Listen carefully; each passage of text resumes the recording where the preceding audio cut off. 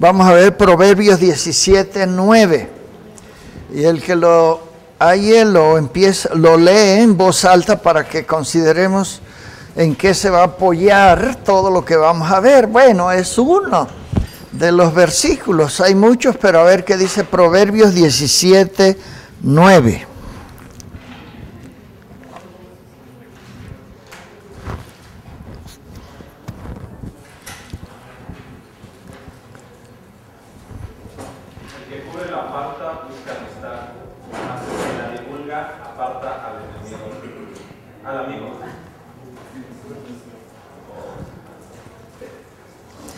El que cubre la falta perdonando, busca amistad, mas el que divulga la falta no perdonando, aparta al amigo y causa división, porque eso no es ético. Bueno, vamos a poder considerar la evaluación de la ética. Y la ética, bueno, podemos considerar 3 clases de ética. La única que vamos a considerar es la ética de Dios, pero son 3. Hay una ética moral, hay una ética filosófica y hay una ética cristiana. Las otras 2 ni se pueden comparar, pero a veces son las que más conocemos. Y en realidad para tener algo verdadero, para compartir, para aconsejar o para decir, tiene que venir de Dios, si no puede estar uno confundido en un engaño, porque las otras éticas, la moral y la filosófica, tienen que ver mucho con el pensamiento del hombre, y la cristiana está respaldada por Dios. Así es que, en realidad, las 3 tienen que ver con la palabra de Dios, de alguna manera. Cualquier clase de ética tiene que ver, nada más que vamos a considerar lo que nos conviene de la ética cristiana porque es superior. Dice Proverbios 16:6: con misericordia y verdad se corrige el pecado, porque se perdona, y con el temor de Dios se evita y se previene el mal. Así es que hay muchas cosas en esto que involucran la ética, las otras 2, pero en realidad las otras 2 no ven el asunto, cuando no es ético, como pecado. Y muchas veces algunas situaciones que se pasan y se quieren considerar para un consejo de Dios o para un consejero, tiene que estar eso subordinado, el problema, a qué es lo que Dios dice. Y por lo general siempre hay por allí algo que es pecado, pero la filosófica y la moral no le llaman pecado, le llaman error, le llaman una falta o una insuficiente enfermedad, hasta le dicen. Bueno, no importa lo que digan, tenemos que considerarlo, pero para nosotros la verdad, como vimos ahorita, se corrige solamente con lo que Dios tiene. Con lo otro puede dar el consejo. Puede que se corrija o no, depende de muchas cosas, pero siempre es, si se corrige es porque Dios intervino, ya sea por misericordia, ya sea por muchas cosas. Pero bueno, nosotros como consejeros debemos respetar la confianza que nos tiene el que viene a considerar una situación problemática de su vida. Cuando un consejero cristiano es de verdad cristiano, Dios nos añade sabiduría e inteligencia. Otra vez, sabiduría e inteligencia, si lo buscan en el diccionario, no tienen que ver nada con la ética cristiana. Pero cuando procede de Dios, tenemos que ver qué es para Dios inteligencia, qué es para Dios la sabiduría, qué es para Dios el pecado, y entonces sí vamos a tener exactamente lo que conviene para que sea ético o apartar lo que es ético de lo que no es ético. Porque los demás no consideran casi, para Dios algo que no es ético es pecado. Pero también todo lo que no es de fe es pecado para Dios. Pero estamos programados con otro tipo de éticas. Y las vamos a ver, pero luego vamos a condicionar nuestro corazón a lo que Dios dice, porque eso no tiene manera de refutarse. Solo que sea uno ateo o no quiera dar el consejo exacto. Vamos a considerar la diferencia entre la ética moral, la filosófica y la cristiana. Bueno, la moral y la filosófica, ya de una vez las dos, se consideran como la ciencia normativa de la moral. En pocas palabras, no definió nada. Porque es sobre lo mismo, que es la ética moral y la filosófica, todo lo que tiene que ver con filosofía y con la moral, eso no dice nada. Pero en fin, se está considerando como una ciencia que norma la moral. Bueno, si tiene que ver con filosofía o tiene que ver con lo moral, no tiene que ver con el orden jurídico. No es lo que la ley piensa de lo que es ético, es otra cosa. Y en las leyes hay cosas que son hasta determinadas, porque llevarlas a cabo no solo pueden ser consideradas falta de ética, no. Hay cárcel, hay cosas que tienen que retribuir cuando es legal, o se ve desde el punto de vista de lo jurídico. Ahora, como el asunto de la ética tiene que ver con algo que siendo cristiano es fácil, tiene que ver con la conciencia. Sí, pero hay muchos, ni lo filosófico ni lo moral a veces llegan hasta ese punto. Pero de todos modos,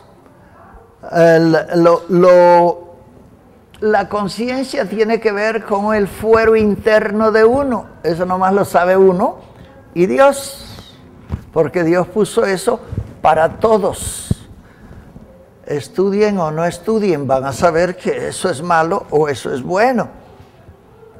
Pero en fin, tiene que ver con la conciencia para Dios y concierne al respeto puramente humano. La ética tiene que ver solo con lo humano. Y estudia el conjunto de reglas morales que regulan la conducta en las relaciones humanas. Como que ya está saliendo algo porque tiene que ver la ética con el prójimo. Así es que esta ética, tanto la filosófica como la moral, tratan de establecer la moralidad de los actos humanos. O sea, aquellos de acuerdo con lo cual estos actos pueden ser calificados de buenos o de malos.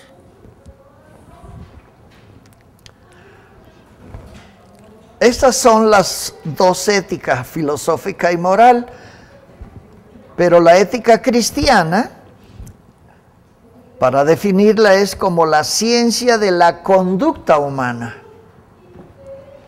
que se determina para estar seguro de que si la ética es buena o es mala. La ética es la ciencia de la conducta humana cuando está determinada por la conducta divina. Si no viene de Dios, no es cristiana.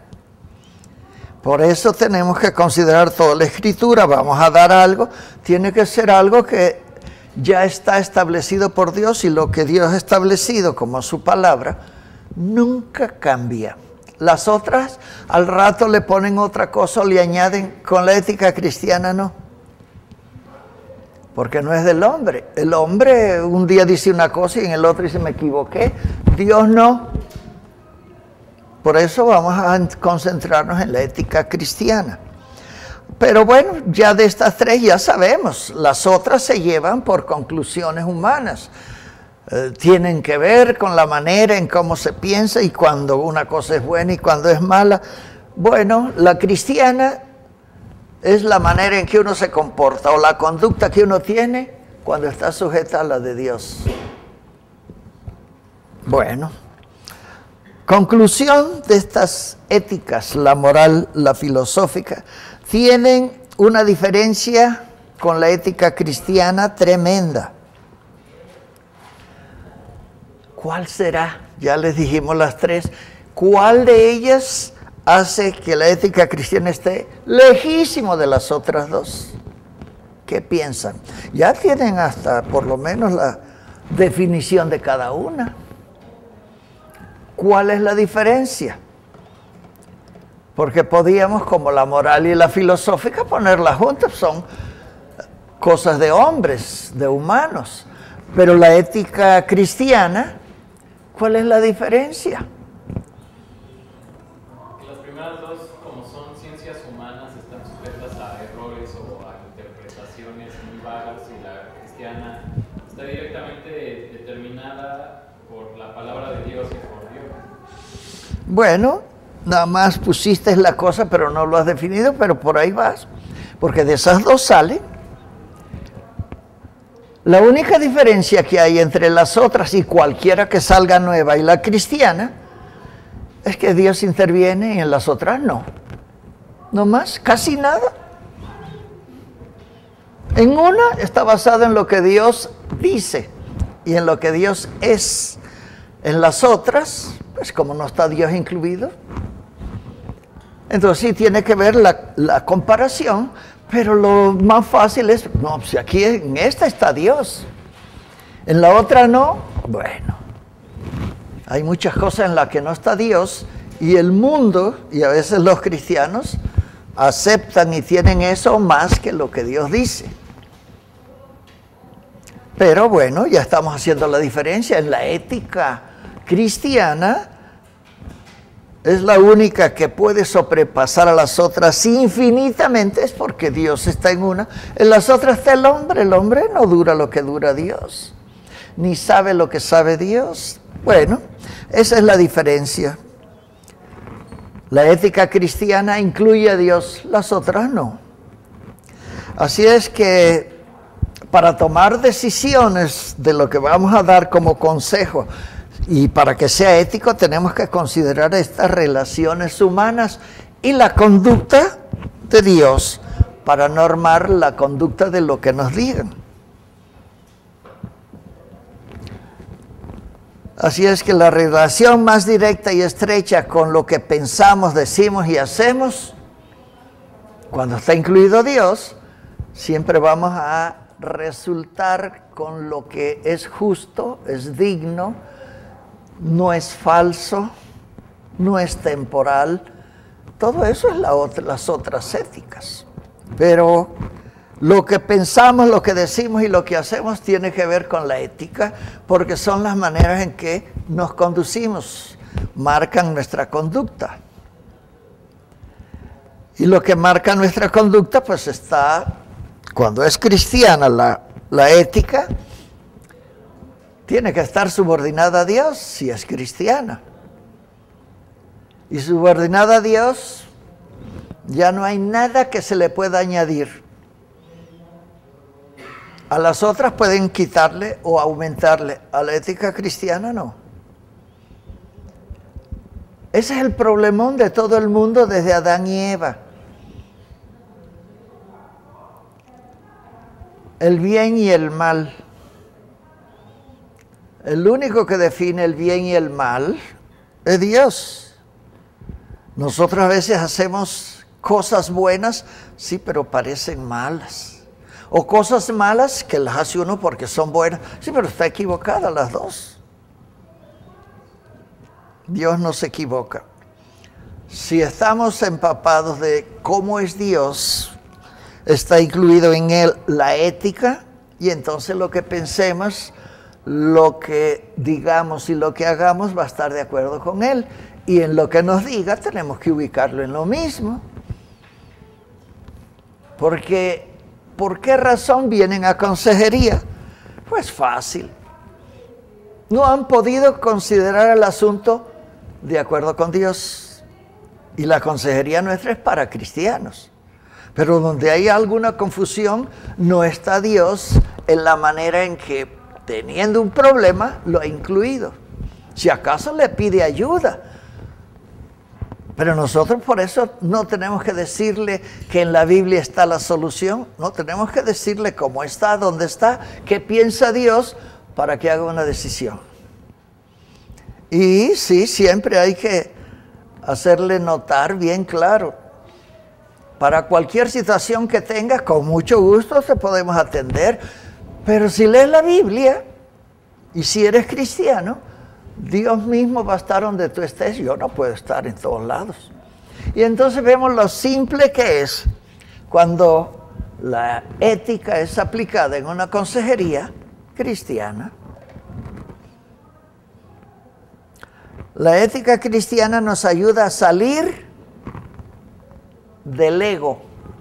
Las otras tienen ego. Las otras tienen muchas situaciones humanas, y como humanas pues son defectuosas, son temporales, son cambiantes.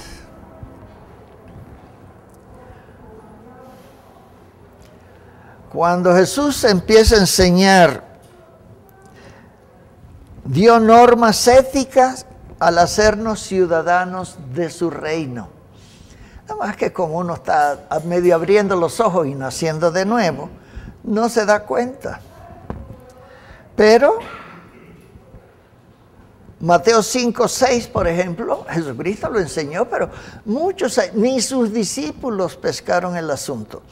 Pero una vez que empezamos a ver las maneras de Jesucristo, todo lo tuvo que incluir en lo que es ético y en lo que es de Dios. Por eso dijo algo que a veces muchos no nos damos cuenta. Hay unas cosas, bueno, por lo menos una, que Cristo no puede hacer. ¿Qué cosa es? Y hay una o dos o tres que Dios no puede hacer. Si lo hiciera no fueran éticos. ¿Obligarnos? Bueno, eso sería una imposición. Y sí, una imposición no es ético. Pero Jesucristo, ¿por qué él mismo se atribuyó una cosa negativa? Yo no puedo. Y es Dios. Y Dios también, hay cosas que cuando vemos la Escritura y se revela la manera en que Dios quiere que lo conozcamos, Dios se limita también. Y Dios no puede, aunque sea todopoderoso, con algunas cosas. Pero en la de la ética cristiana, Jesucristo nos enseña que nosotros todos entramos en la ética cuando nacemos de nuevo. Mateo 5:6 dice, Dios bendice a los que desean la justicia, pues Él cumplirá sus deseos. Yo anhelo la justicia, pero no se cumple sin Cristo ni sin Dios en la ética cristiana. En la otra le van a decir un montón de cosas. Y haga esto, y úntese esto, y ponga una veladora por aquí, por ahí, lo que sea. No va a ser la ética efectiva como la de Dios. Bendice a los que desean la justicia. No está deseando nada que no sea ético. La persona que puede entender Mateo 5:6. Bienaventurados, dichosos, los que desean la justicia, porque Dios va a hacer que se cumplan sus deseos. Pero hay un montón de cosas aquí, de todos modos. La otra bienaventuranza, la del versículo 7, nos dice: dichosos los compasivos, porque Dios tendrá compasión de ellos.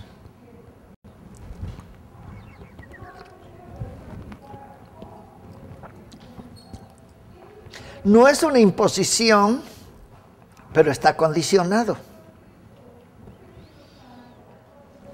Para que sea ético, si no estoy condicionado a lo que Dios dice, no es ética cristiana.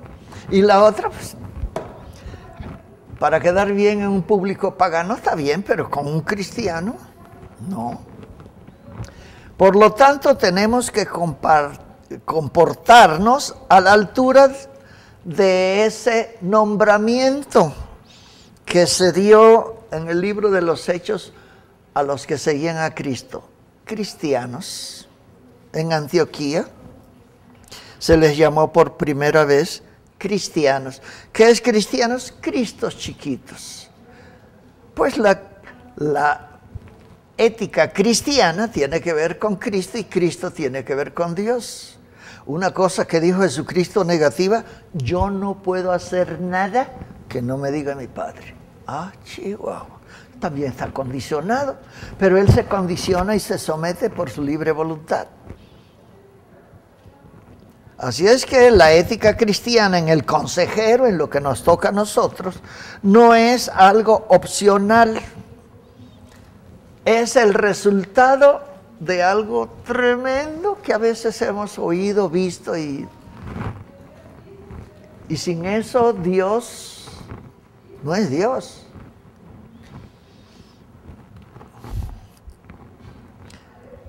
Son los pactos que Dios hace con nosotros. Un pacto, si no lo cumples, no eres ético.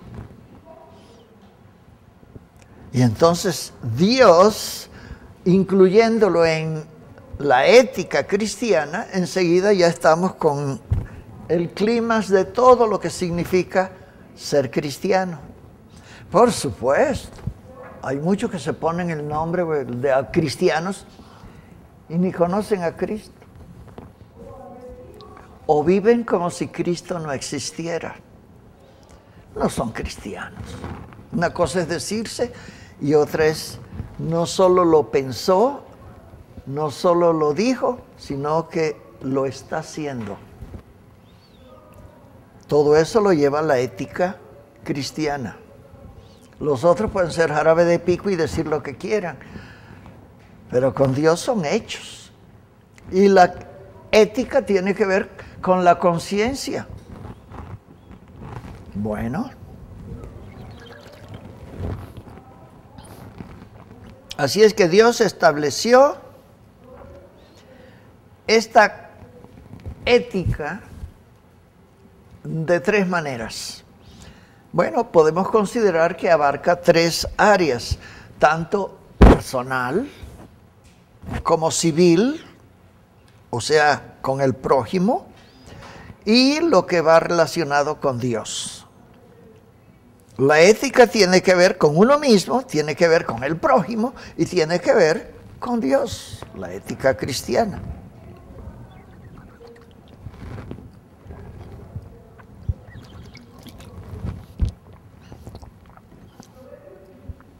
Todo lo que Dios quiere es que nuestra vida sea dirigida por la ética cristiana.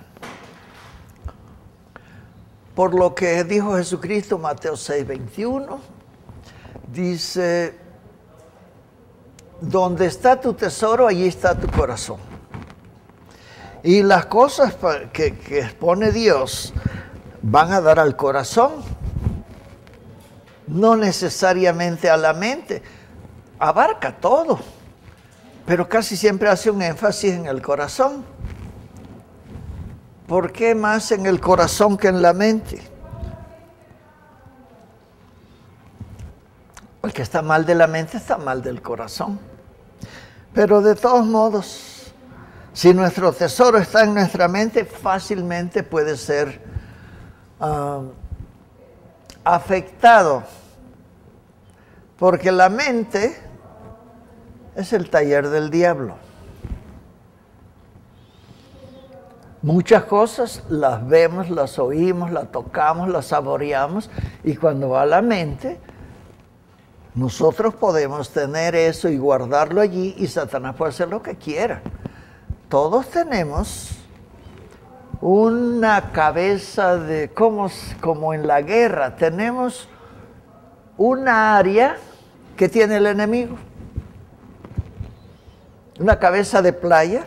Se decía en las guerras cuando desembarcaban, y, bueno, por lo menos tienen allí algo, pero de todos modos, el tener algo allí no es tan fácil cuando uno es cristiano, porque considerando todo lo que Dios dice, si nosotros aceptamos, confesamos con la boca y creemos de todo corazón de Dios y por Jesucristo, porque sin Jesucristo no llegamos a Dios, entonces nos podemos dar cuenta de algo fácil que Dios dice.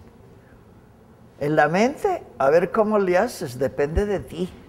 Pero dame, hijo mío, dame, hija mía, tu corazón, y miren tus ojos por mis principios.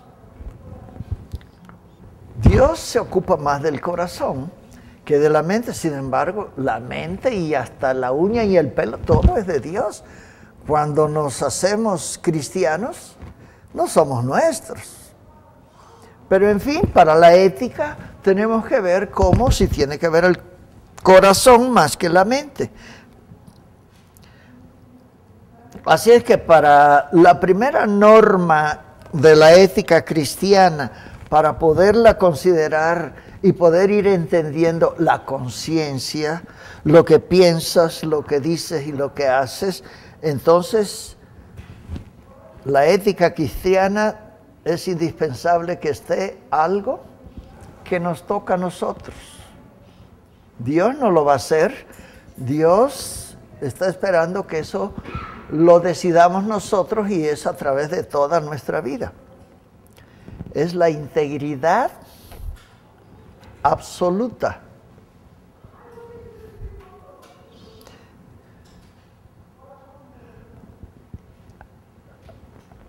Esto valoriza la importancia del respeto humano cristiano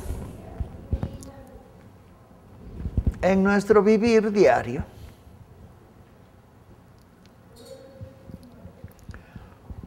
Integridad absoluta, eso está muy grande.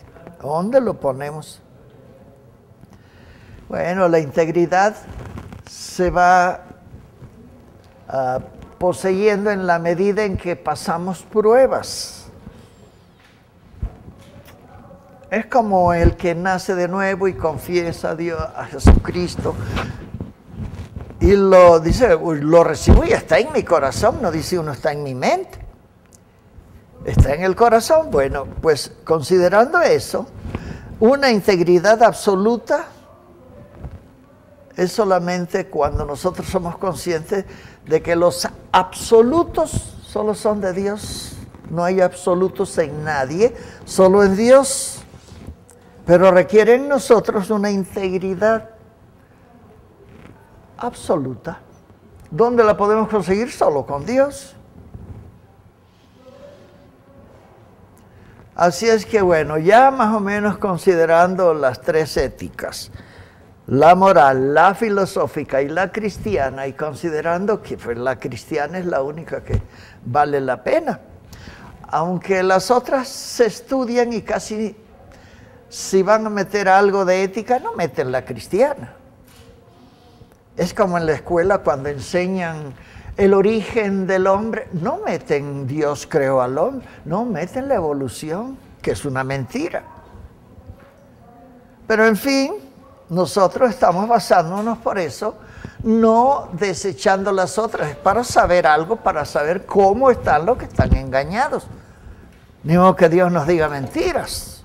Por eso consideramos la ética cristiana y consideramos lo que vamos a considerar ahora. Y lo primero que vamos a ver de la ética cristiana son 8 peligros que hay para nosotros, para los que somos cristianos.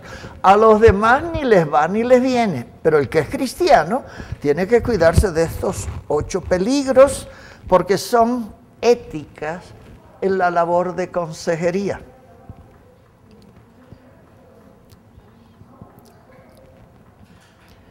Así es que vamos a tener muy conscientes estos peligros y estar, bueno, muy alerta con ellos para prevenirnos, para que no influyan ni distorsionen. Lo único que vamos a hacer nosotros en la consejería es dar el consejo. Bueno, si no damos el consejo de Dios, vamos a desorientar o a dejar peor al que viene por consejo. En fin, este peligro es un peligro de exceso de confianza. Eso es un peligro tremendo. Ni Jesucristo se lo atribuyó. Yo no puedo hacer nada si no viene del Padre. Ah, chihuahua. Pues nosotros no podemos dar consejos si no es con la ética cristiana. Y hay muchos peligros. Yo no me puedo exceder en la confianza de lo que me están diciendo. Por eso tenemos al Espíritu Santo que escudriña todo y nos lo revela a nosotros. Si tenemos una información unilateral, si tenemos la información de una sola persona, eso no es correcto ni es ético. Y por lo general, a veces viene uno. Sí, pero no podemos tener toda la confianza en que nos está diciendo la verdad. O que nos está diciendo todo lo necesario para darle el consejo. Pero como a veces si viene uno, tenemos que considerar la cosa con el Espíritu. Y entonces sí podemos dar el consejo a uno. Pero aconsejar a uno que venga con un problema es porque lo tiene con otro. Si no lo tiene con el prójimo, lo tiene con Dios o lo tiene consigo mismo. Entonces tenemos que estar considerando, yo no puedo tener un exceso de confianza. Quiero darle toda la confianza de que puede explicar y decir todo. Porque en la ética también está no estar divulgando lo que nos dicen. Y esa confianza se la debemos mostrar, pero nosotros no podemos estar confiados en una sola versión. Bueno, eso no es correcto, no es ético. Cuando solo aconsejamos a una sola persona. Nunca tiene un problema solito, siempre lo provoca alguien más. Así es que en su relación con otras personas, o en su relación con Dios, o en su relación consigo mismo, no puede darse un consejo de orientación en función a lo declarado por una sola parte. Es como si quisiéramos prender una luz con el puro polo positivo, no va a prender nunca. Con los dos sí, entonces es completo. Pues se necesitan también dos para que nosotros podamos tener exacto la razón de la respuesta en la consejería. Pero aunque venga uno, nosotros no tenemos ese problema. Pero lo debemos considerar porque se vuelve un peligro si nos confiamos. No, pues si eso yo, sí. Y sobre todo si nos confiamos y estamos pensando, ya en 3 veces en esta semana vienen con el mismo problema, pues ya me lo sé. Ese es exceso de confianza y es un error tremendo. El mismo problema puede tener diferente solución porque el Espíritu Santo sabe de dónde, a lo mejor lo adquirió por herencia, a lo mejor no, ya que fue mayor y que fue una cosa. Hay muchas maneras en que un mismo problema tiene diferentes maneras de poder ser considerada para aconsejar. En el mundo, en lo que cabe en nosotros, pues, no, hombre, entre más sepa de una cosa y vienen con lo mismo, pues ya sé la respuesta. No, si no son exámenes del Instituto Bíblico. Hay que tener a Dios ahí. Bueno, juzgar la información desde el punto de vista de una persona que solicita la consejería hace que el consejero, si no considera al Espíritu Santo, va a ser parcial. Y si es parcial y dice algo, va a ser cómplice de que el consejo no sea el que es. Pero lo del Espíritu Santo se dice fácil, pero el Espíritu Santo es real. Lo que pasa es que en el proceso de ser cristianos muchos ni idea tienen.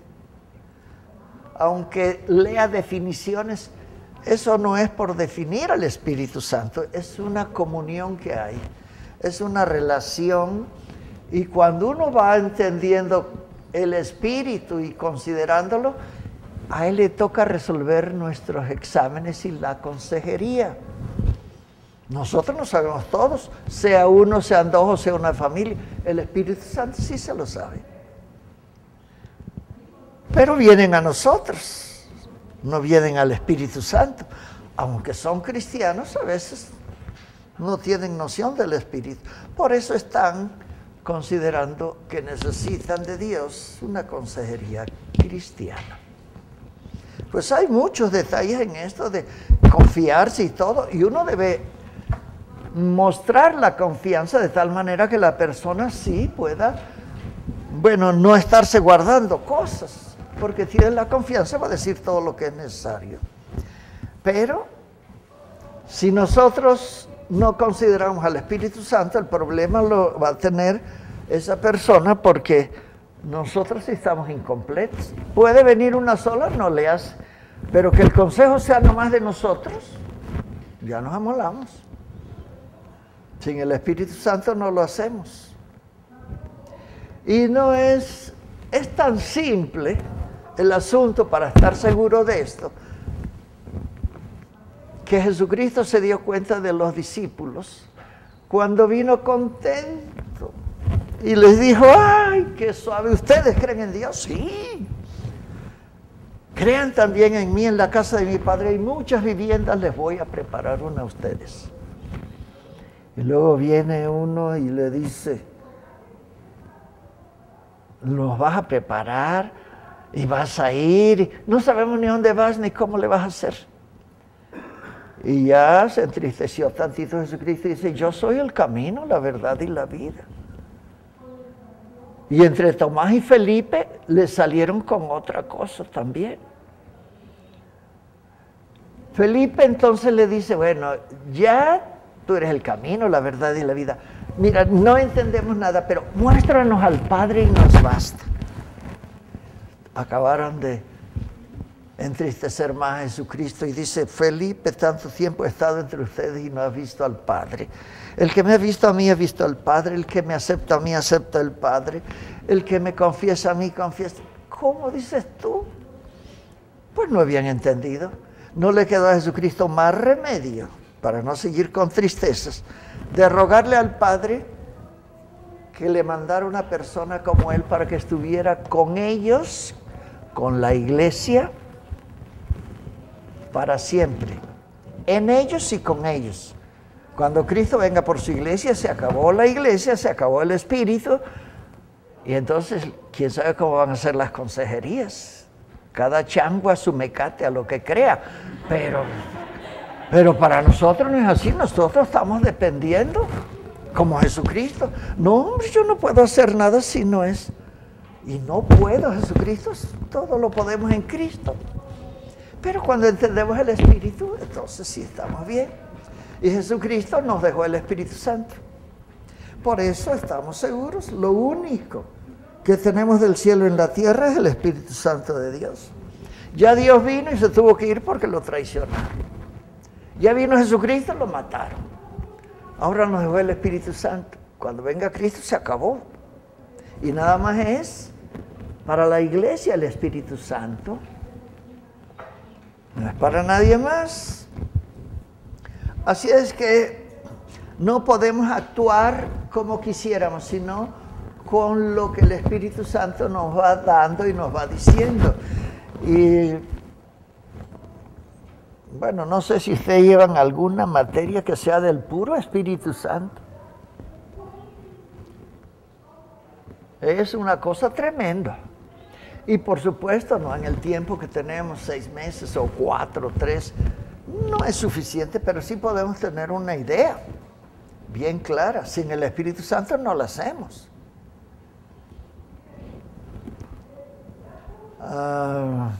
Por eso Jesucristo dijo, Padre, no, esto no les ha amanecido.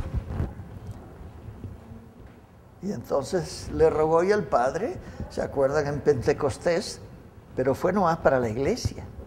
No fue para los judíos, no fue para los gentiles, fue para la iglesia nomás. Así es que nosotros tenemos esa ventaja. Nadie tiene algo del cielo aquí en la tierra, solo la iglesia. ¿Y quién es la iglesia? No me van a decir que ustedes son la iglesia. ¿Quién es la iglesia? No, vamos a seguirle con esta porque esto no tiene fin. Pero vamos a ver que el exceso de confianza es un peligro porque nosotros tenemos o debemos tener y considerar siempre al Espíritu Santo. Si lo hacemos nosotros solos, el Espíritu Santo se va de allí fácil. Sin Él no podemos. Y si lo ignoramos, menos. Bueno, por lo general, muchos consejeros solo, a veces lo que nos pasa es que escuchamos una sola de las partes. Pero escuchar la otra parte, la razón que está dando de por qué tiene ese problema, por qué ha sido un conflicto con otra persona, entonces tendríamos otra versión. Pero hay veces que viene uno. Bueno, para eso es el Espíritu Santo. De otra manera, nos vamos con exceso de confianza y nos volvemos parcial o nos volvemos cómplice de lo que quiera oír esa persona, porque el Espíritu Santo se va de ahí.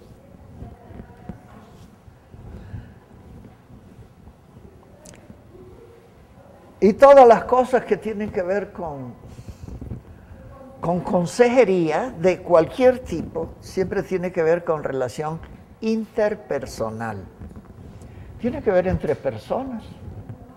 Bueno, con Dios, Dios es una persona. Con Cristo, Cristo es una persona. El Espíritu Santo es una persona. Y luego el prójimo, pues son personas.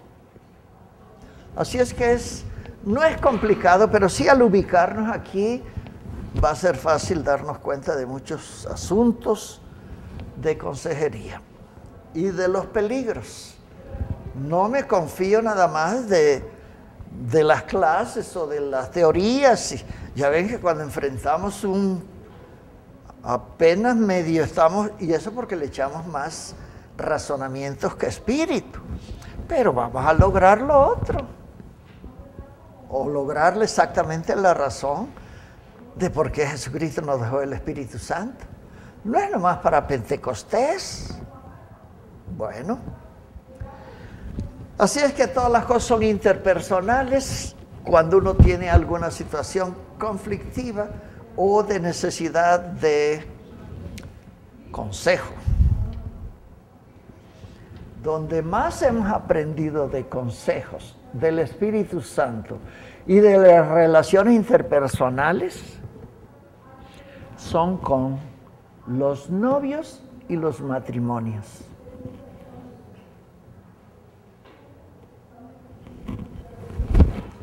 Porque siempre, normalmente hay conflictos. Sí, pero Normalmente con el Espíritu Santo se resuelve todo eso. ¿Por qué tiene uno conflictos en el noviazgo? ¿Y por qué tiene uno en el matrimonio? Es sencillo. Es fácil cuando uno sabe la respuesta. Por ejemplo, vamos a ver. Están dos personas involucradas cuando es noviazgo, dos personas involucradas cuando es matrimonio o recién casados, porque después un matrimonio da lugar a la familia. Pero donde estés involucrado dos personas es en matrimonios, en noviazgo, en familias, en trabajo, en vecindarios, bueno, en vecinos, tantas cosas, porque tiene que ver con otra persona.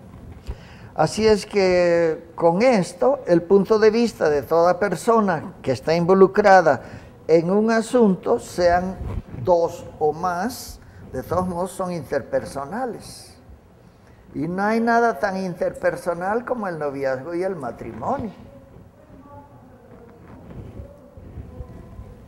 Y no sé, ¿ustedes ya llevaron noviazgo, matrimonio, familia, amistad? ¿No? Ok, entonces ya se la saben todas. Bueno, por lo menos para que vean cómo está esto, porque ahora han cambiado un poco eso. Antes yo llevé muchos años matrimonio, noviazgo, y tuvimos que agregarle amistad y luego encuentros, porque el matrimonio no empieza en el noviazgo. Y entonces cuando fuimos para atrás, bueno, tuvimos que ver que de todos modos, al definirles cómo es un noviazgo, no hay ni idea de la situación entre dos personas que están poniéndose de acuerdo para culminar con una boda. La boda es un matrimonio, no hay matrimonio que no tenga problemas. Pero empiezan a veces en el noviazgo. Pero a veces no empiezan en el noviazgo, empiezan en la amistad. A veces no empiezan en la amistad, empiezan porque no son cristianos. No a veces porque son cristianos. Y todo así va hasta que llega uno al infierno y digo, uy, qué barbaridad. Entonces por eso es importante los peligros. Debíamos ver cuáles son las bendiciones más fáciles cuando estamos de acuerdo y sabemos que un consejo de Dios va a ser una bendición. Es que es más peligroso lo otro. Las diferencias, las situaciones de conflicto. Así es que bueno, basarse solamente en una de las partes, esto es para que nos demos cuenta, no es suficiente. Aunque teniendo el Espíritu Santo podemos orientar, pero no es suficiente. Si lo damos es bueno, esto y esto es lo que marca Dios y aquí tiene. No, hay que dejárselo con algo, está faltando o con una situación para que vea que tiene que agarrarse con Dios. En algo está fallando o no está orando, no está leyendo la Biblia o no asiste a la congregación, no diezma. Hay un montón de cosas que pueden ser un estorbo y tener conflictos. Y para tener el consejo de Dios, el Espíritu Santo sabe dónde. Nosotros podemos calcular un montón de cosas. Pero eso de exceso de confianza es peligro para el que da el consejo. Así no podemos basarnos en la información de una sola persona, pero cuando viene uno no lo podemos decir, pues no, hasta que venga con quien tiene el problema. No, el Espíritu Santo sabe, pero como ahora el problema no es del que viene a consejería, que tanto sabemos para el Espíritu Santo para decirle, te hablan, por lo menos. ¿Qué confianza tenemos con el Espíritu? Porque lo tenemos y es para nosotros nada más. No es para nadie, ni judíos, ni gentiles, ni de ningún país, solo para los que son la iglesia. Y nosotros tenemos que considerar esto. Son una bendición porque ustedes, de alguna manera, Dios les hizo considerar más cosas de no nomás nacer de nuevo y asistir a una iglesia. Pero esto como cuando empezaron, es un principio. ¿Cuándo se acaba de considerar todas las cosas de Dios? ¿Cuándo creen? Nunca. Pero por eso dice la Escritura, cuidado y llegas con Dios con las manos vacías.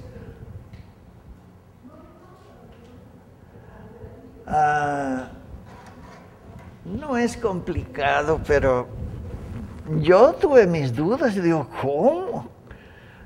Sí, ya sé, en 2, 3 partes dice, cuidado y te presentas a Dios con las manos vacías. Bueno, ¿y qué es lo que quiere Dios? ¿Qué le podemos llevar? Ni modo de estarle prendiendo veladoras.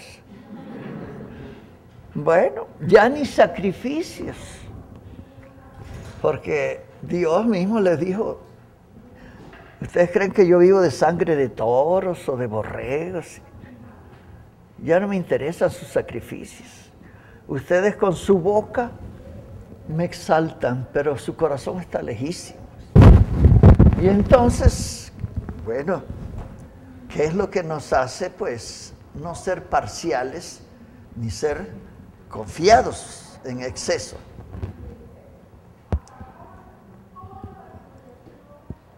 Ya sabemos que nos hacemos partícipes del problema cuando damos lo que pensamos y no lo que el Espíritu Santo nos dice. O nos ayuda a recordar de lo que está escrito.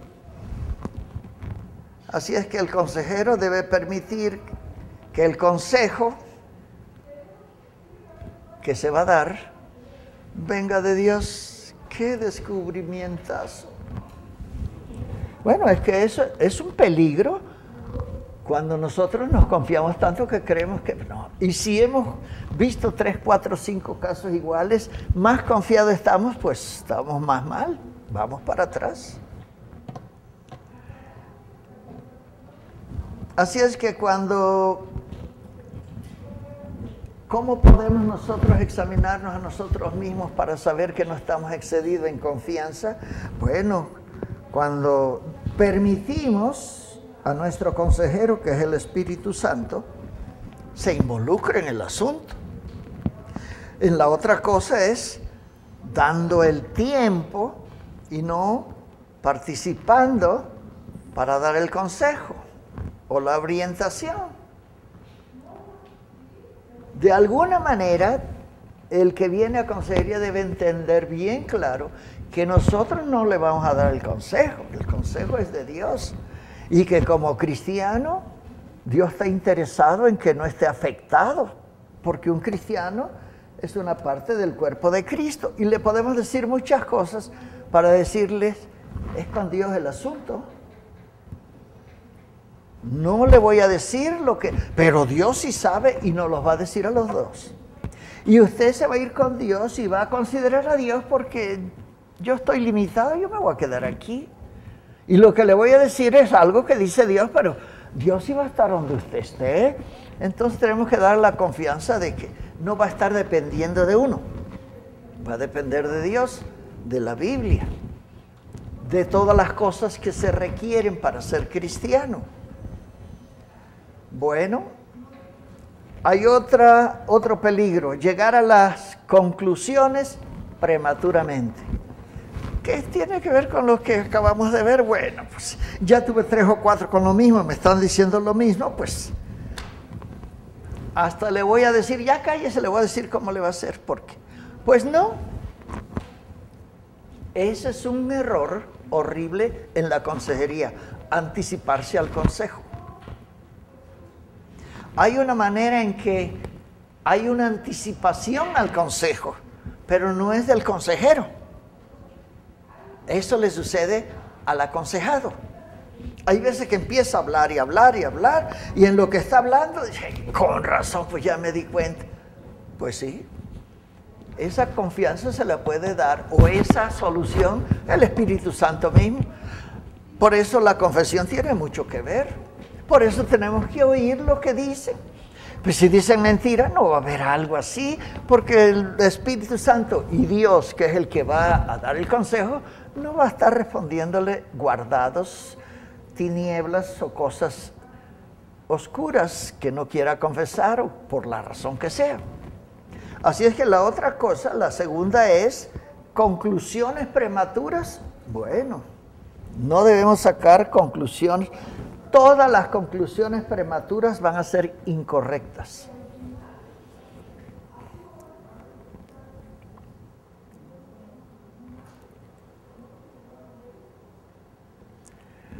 No hay necesidad de darle una solución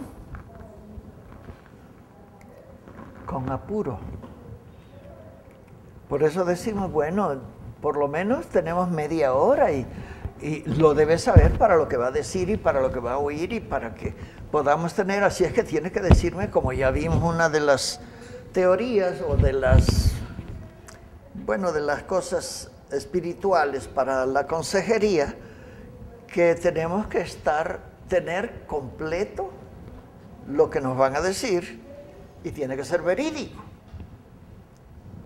Así es que bueno, no hay necesidad de precipitarnos, porque si hay algo oculto o hay algo de eso, nos vamos a adelantar y el problema no se le va a resolver ni va a ser el consejo que necesita el que viene a consejería. El consejo no va a ser ni efectivo ni justo. Entonces, precipitadamente tratar de decir, sí, ya sé por dónde va, no, que hable lo que es necesario que hable y entonces. Así es que si podemos hacer que el consejero oriente las partes o la parte que viene a consejería, es para guiarlos a que lleguen al centro del asunto y al punto. Por eso no podemos darla nosotros como ya la sé. No, que llegue hasta ahí. Y cuando lo diga, a lo mejor no es lo que estábamos pensando. Por eso es un peligro precipitarse para dar una solución en una consejería. Pero sí lo que queremos en una consejería, cuando es una sola persona, que no se ande por las ramas, puede alargarlo tanto y no decir lo que debe decir porque no llega al punto. Y nosotros, el Espíritu Santo, nos ayuda en esas cosas. Otra cosa, la tercera, ¿se acuerdan que son 8? La tercera es un peligro que es involucrarse en demasiado en la situación que nos están exponiendo.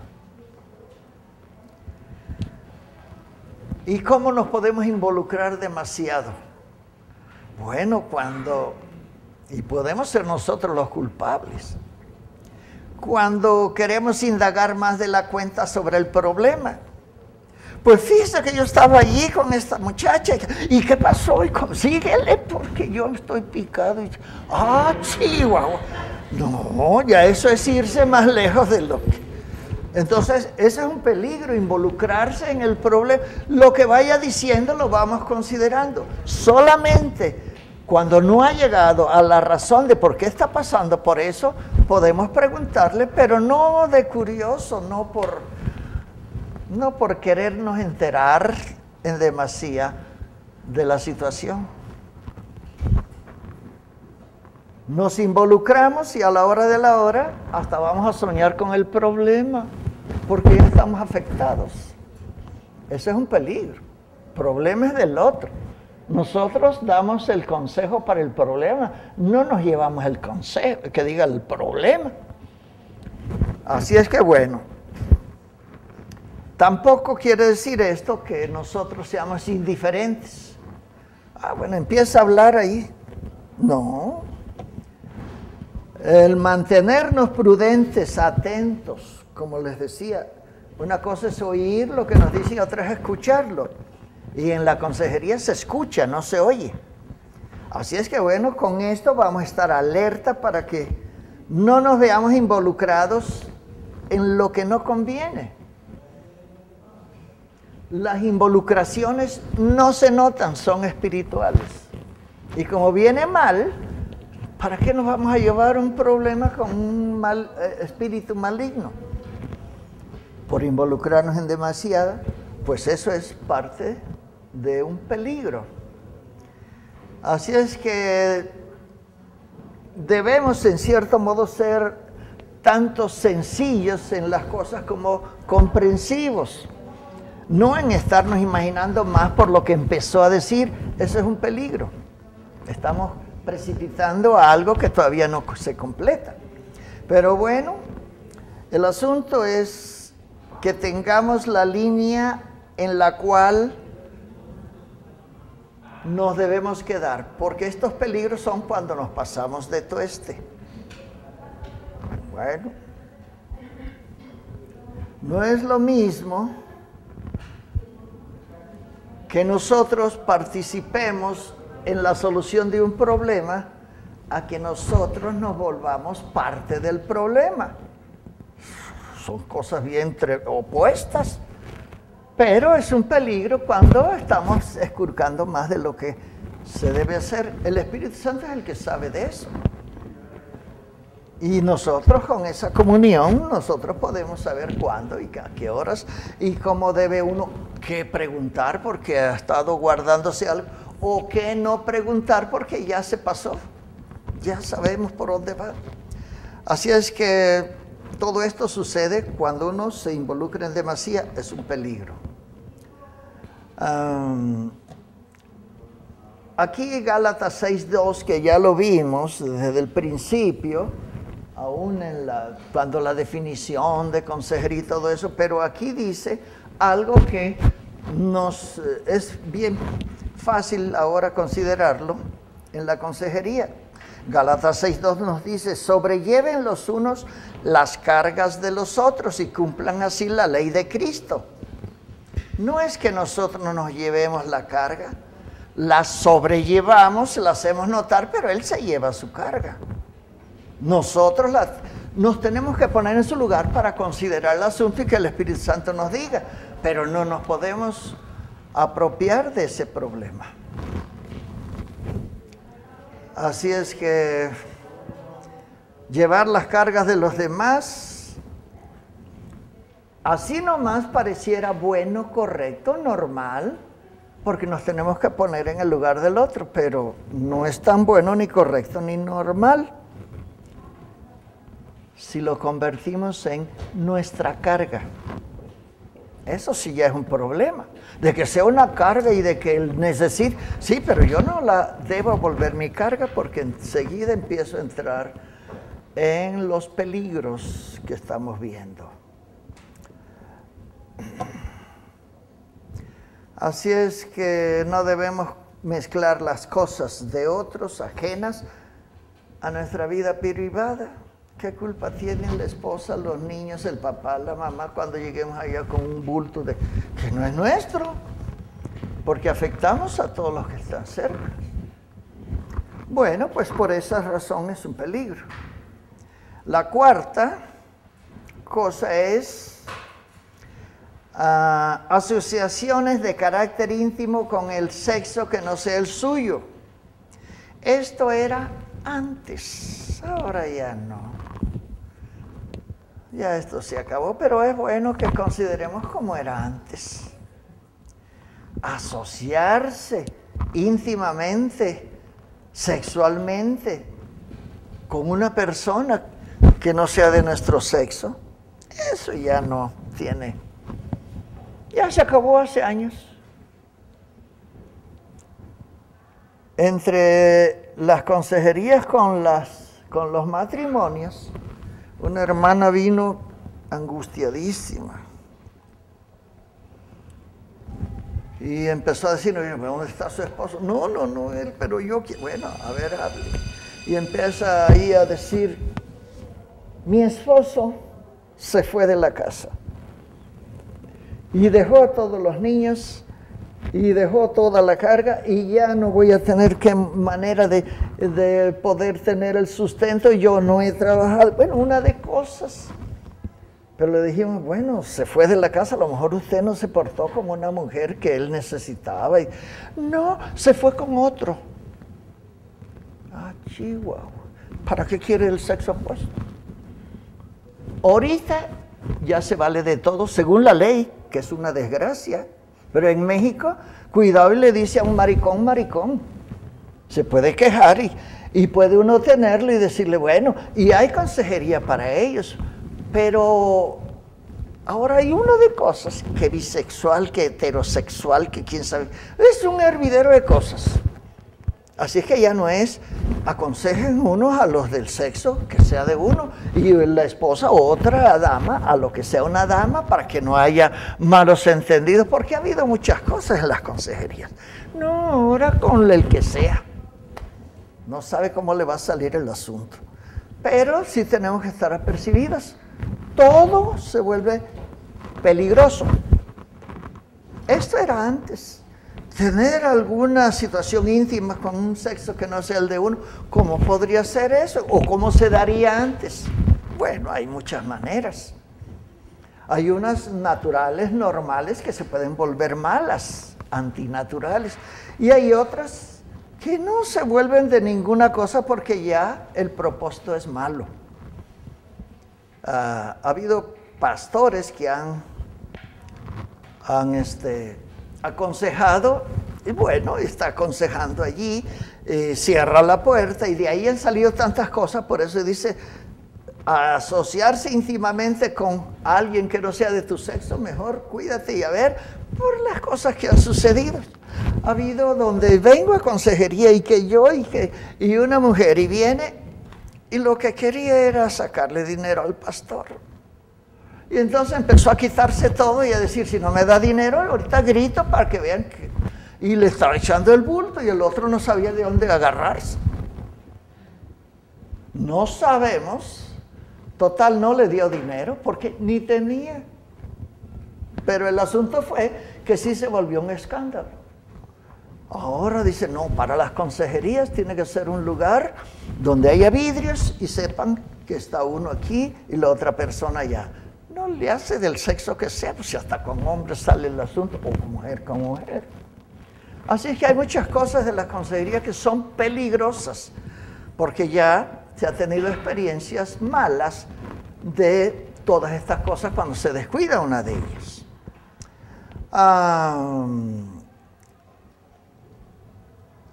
Casi cuando alguien viene a consejería, pues uno lo tiene que saludar afectuosamente y tiene uno que, bueno, darle confianza para que se sienta bien y pueda decir lo que tiene que decir. Pero hay algunas cosas en las que uno no puede ni darle la mano al que viene o la que viene, si es del sexo opuesto. Ahora está de los dos lados, pero bueno, estamos considerando lo que es normal, porque hay una serie de situaciones tremendas. Lo descubrimos en el noviazgo y lo metimos en esto. Bueno, ¿hasta qué punto? ¿Y cómo va a ser cuando viene? ¿Cómo le puedo dar confianza si desde lejos estoy diciendo, hey, cuidado, a ver, siéntese ahí nomás? Pues no. Uno tiene que ser más afectuoso, por lo menos no ser tan rígido, tan seco. Y por lo general se le da la mano, se le da un abrazo, se le da un beso. Ahora, ¿quién sabe? ¿Cómo descubrimos eso? Nada más con los novios. Y los novios, bueno, nos faltan, ¿qué? 3 más. 4. No, vamos en la 4, luego sigue la 5. Bueno, nos faltan 3. Pero hasta ahí les voy a dejar porque creo que ya sonó la cuestión esa. Bueno, el asunto es que con los novios fue bien fácil. Yo nomás con 4 preguntas, los novios ya quedan listos para saber si siguen el noviazgo o ahí se acabó el asunto. Antes dábamos 3 meses, ahora con 4 preguntas. Pero de todos modos descubrimos eso y venía a dar hasta por acá en la consejería por lo mismo. ¿Cómo sabemos cómo nos va a salir la persona que viene, sea hombre o sea mujer o lo que sea? Bueno, pues en los novios descubrimos algo. Y les decimos a los novios, ¿qué diferencia hay entre un beso de novios y un beso de casados? Ahí está todo el problema resuelto para esto. Ahí se los dejo para que medio piense. ¿O será lo mismo? No, usted conteste el asunto.